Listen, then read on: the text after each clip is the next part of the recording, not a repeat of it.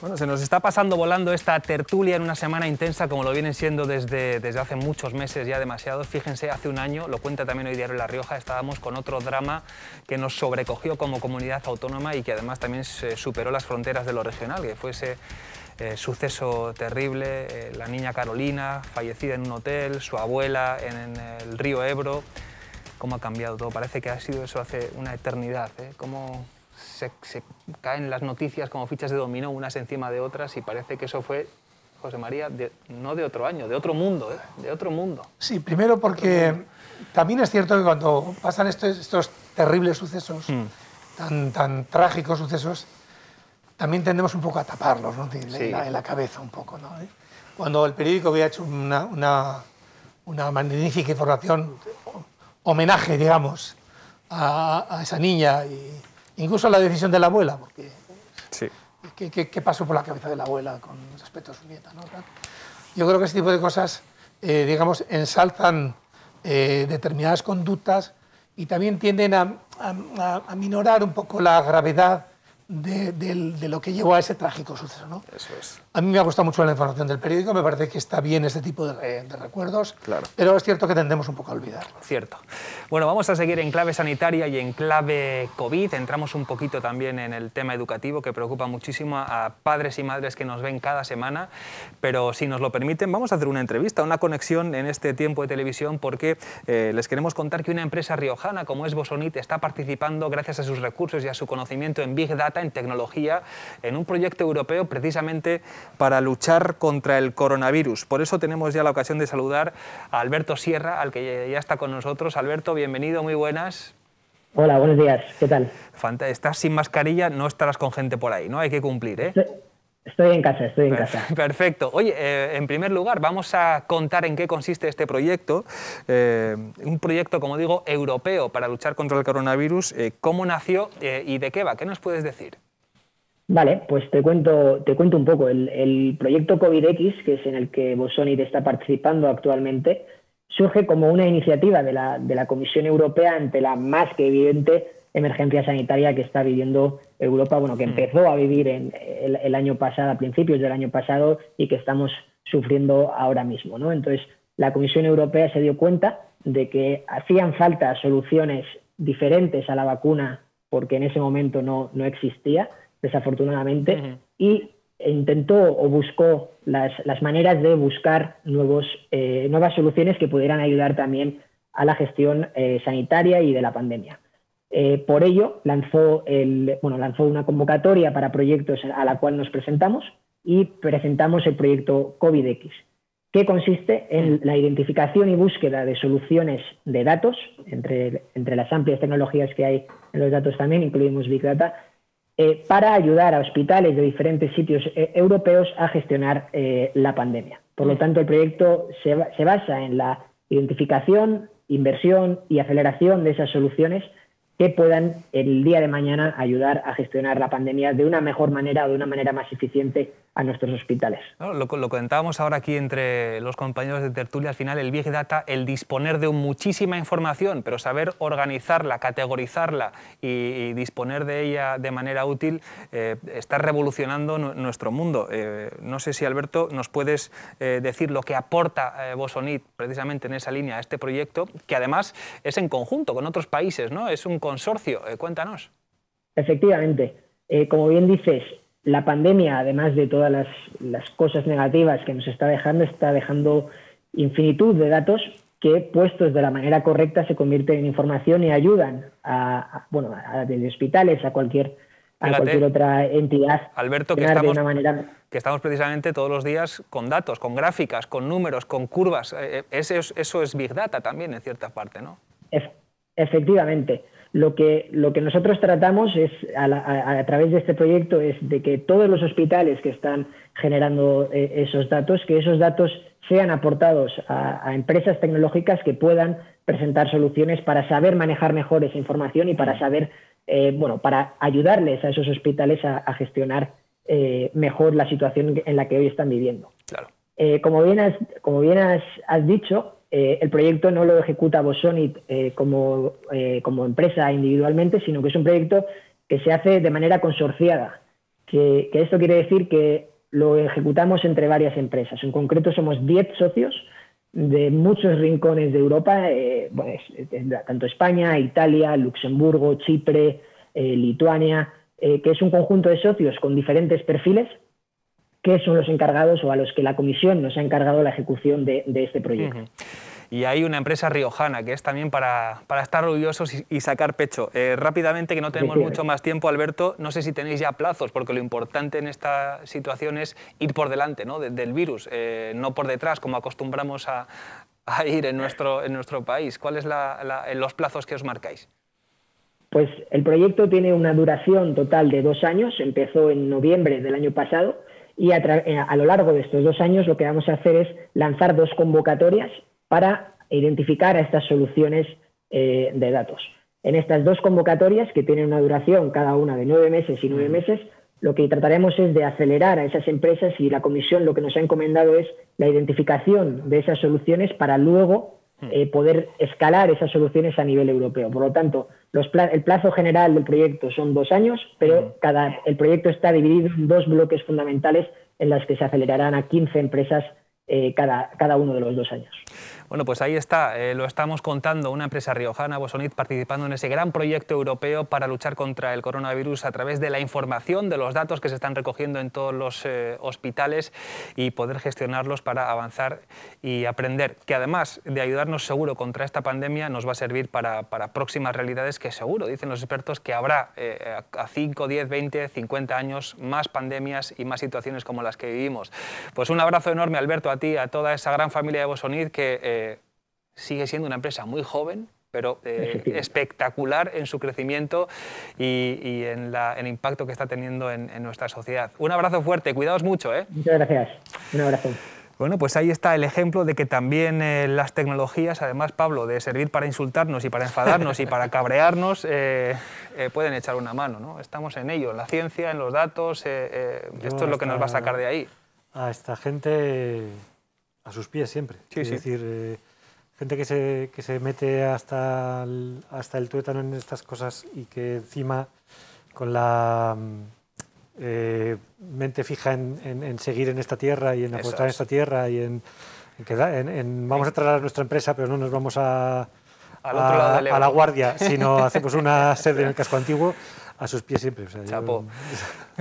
José María, que tú has estado también muy vinculado al ámbito tecnológico en tu última faceta profesional, pues sabes la importancia que tienen estas cosas, ¿no? Sí, yo descubrí el Big Data de una manera un poco más profunda, hace unos 9-10 años, ¿no? Cuando todavía era una expresión que muchos pedían que incluso se tradujera, ¿no? Pero yo creo que ahora se ha impuesto y ya Big Data es Big Data, lo que ha explicado muy bien Alberto, ¿no? Bueno, yo felicitar a Bosonit, evidentemente, pero sobre todo porque es el ejemplo de lo que debería apostar La Rioja, porque están ampliando plantilla, pero plantilla de conocimiento. Todos los puestos de trabajo son importantes, todos son muy dignos, etc. Pero Bosonit está teniendo una ampliación, encima ahora también su planteamiento, como decía Pablo, de irse al casco antiguo, al casco viejo, para revitalizarlo. Eso sí que eso es empresas de conocimiento. Un ejemplo, digamos, que podría servir para que también los espectadores pudieran, digamos, bueno, tener una pequeña referencia de cómo funciona el Big Data, es algo de Big Data se está haciendo también en Israel. Esa es una de las claves por las cuales Israel está teniendo muchos, aparte de porque lo paga más caro, y porque saben lo que es enfrentarse al exterminio. Bueno, sí, pero no, eso sí.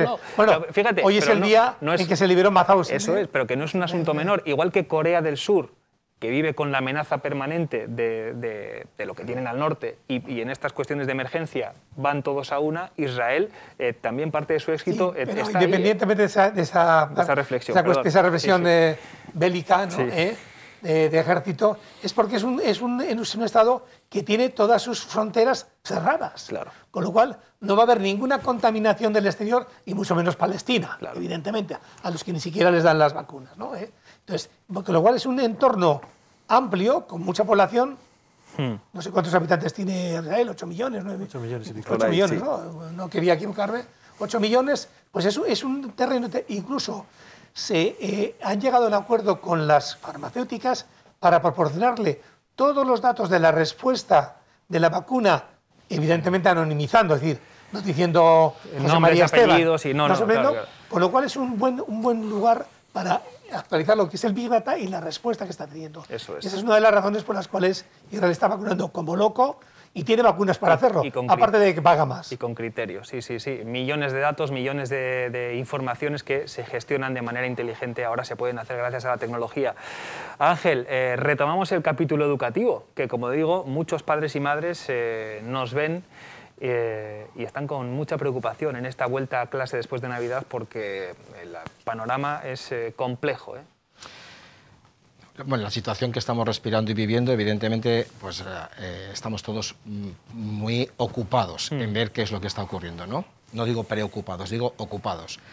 Los colegios ha sido un sitio, es lo que yo siento y lo que he vivido, y sobre todo yo tengo dos hijos pequeños, van al colegio, cumplen todos los días con sus reglas, y he visto que es un sitio seguro, o sea, que de alguna manera ha habido un componente, y yo siento que están bien, que están seguros. Fíjate, ¿no? Qué imágenes, sí.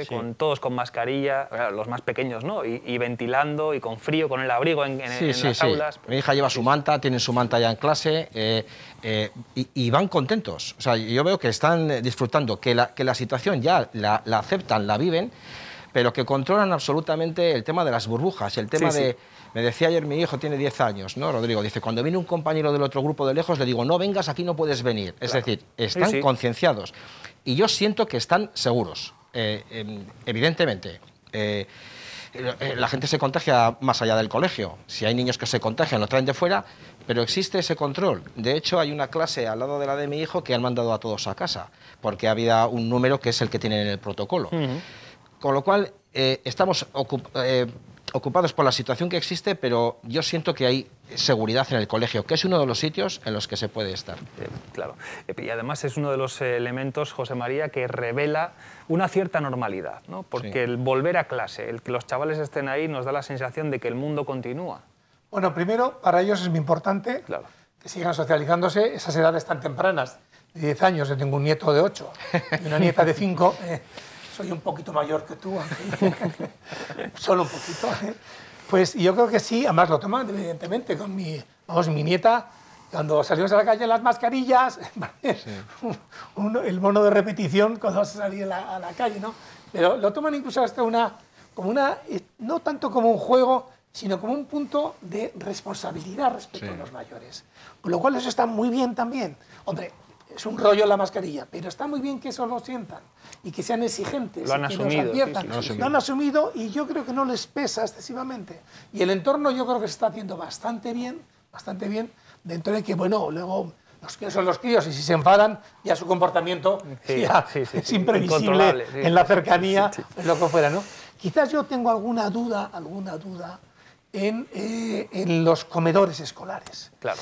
Ahí donde ya la mascarilla, claro, es incompatible con la actividad. Ahí tengo una pequeña duda. Pero bueno, como el protocolo es el aislamiento, y luego también otra función que cumplen los estudiantes, los escolares en el colegio, y es que liberan a sus padres de la obligación de quedarse en casa, y eso también normaliza un poco las neuronas. No tanto quizás la economía, pero sí las neuronas. Claro. Con lo cual yo creo que tiene un efecto positivo, pero hay que tener cuidado. Hay que tener cuidado. Pablo, la gran pregunta es que muchos padres, y además está muy bien, al periódico también llama mucha gente consultando cuestiones. Oiga, ¿qué ha dicho el BOR? Que a la tele nos llaman y dicen, pero ¿van a cerrar las clases? Es la gran pregunta y no es una pregunta pequeña. A ver, yo creo, primero lo que hay que tener es un poquito de calma. Sí. Es decir, cuando uno ve, pues eso, la clase de al lado de mi hija la han cerrado. ¿Pero por qué la han cerrado? Porque ha habido unos cuantos casos, entonces antes de que haya más, cada uno a su casa, hacemos PCRs, luego volvemos. Claro. Es un protocolo, no es decir, no, la han cerrado porque es que aquello se descontrola. No, lo contrario, se hace antes, ¿no? Y luego hay que mirar los números, que los números siempre son una buena ayuda. Ahora mismo estamos en el peor momento de la pandemia desde que empezó en septiembre, en educación me refiero. No he visto los datos de hoy, ayer eran 400 y pico alumnos casos activos. Es el 0,6% de los niños. Hay 50.000 alumnos riojanos. Es el 0,6%. O sea, que claro, tú dices, no, es que hay 400 infectados. Ojo, 0,6%. No nos pasemos tampoco de tal. Y estamos en el peor momento que hemos visto en esta pandemia en cuanto al número de contagiados. Claro que tiene que subir en el colegio, por fuerza tiene que subir, pero un poquito de calma, porque si las cosas se están haciendo bien, aprovecho también para decir que igual es porque mi mujer es del gremio, así que no me lo toméis muy en cuenta, que los profesores también están poniendo un esfuerzo muy grande y un esfuerzo psicológico enorme en esta, soportando mucha tensión en esta historia. Sí, lo están haciendo bien. Y haciendo planes sanitarios sin ser expertos en sanidad. Y a la vez, de corazón. los profesores de mis hijos manteniéndoles ajenos, entre comillas, a todo esto, manteniendo la normalidad, manteniendo la exigencia, manteniendo el tal. Otros que me pongo a sus pies. Yo soy muy de ponerme a los pies de la gente. Bueno, oye, que no hay tiempo para más. Nos queda el tema Cataluña, que va a continuar durante semanas, así que lo trataremos por aquí. Y otros asuntos. José María, ¿qué dices? ¡Jo, qué rabia! Que no hemos hablado de... No, bueno, de transportes, es verdad, transportes, las infraestructuras. Sí, no, pero solo una frase, si me permitís, venga, corre. Sí. Yo el otro día leí la excelente información que hizo Pepa. Sí. Me pareció que estaba más perfectamente el gráfico. Me dicen, no sé si era de 30 José segundos. Ángel, no sé si era de José Ángel, era muy bueno. Sí. Pero parece que ahora tenemos 2026 es el año en el que todo va a empezar en La Rioja. 2026. 2026 para lo ferroviario. 2026 para la autopista. 2026. Y hasta el 2026, ¿qué vamos a hacer? Otro relato. Lamentarnos. No puede ser. Hay que insistir, hay que apretar. Apreteu.